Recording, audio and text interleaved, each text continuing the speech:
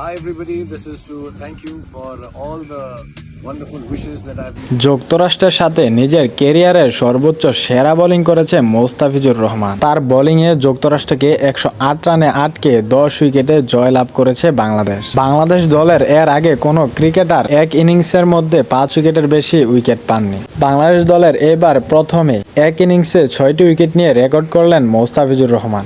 গতকাল সিরিজের শেষ টি-20 ম্যাচের মধ্যে তিনি 4 ওভার করে 10টি রান খরচ করে 6 উইকেট তুলে নেন। এমন বোলিংয়ের পর ম্যাচ শেষে সভাপতির পুরস্কারটি উঠেছেন মোস্তাফিজের হাতে। আর মোস্তাফিজের এমন বোলিং লাইন দেখে হতাশ শাহরুখ খান, কেননা আজকে নিজ পেজ থেকে তিনি মোস্তাফিজকে নিয়ে একটি পোস্ট করেছেন। দর্শক, হঠাৎ এমন পোস্ট করার কারণটা কি? তবেই কি এর পরের আইপিএলে মোস্তাফিজুর রহমান কলকাতার হয়ে খেলবে? আর দর্শক, অবশ্যই আপনারা আমাদের এই ভিডিওর কমেন্ট বক্সে কমেন্ট করে আপনাদের মতামত জানিয়ে দিবেন।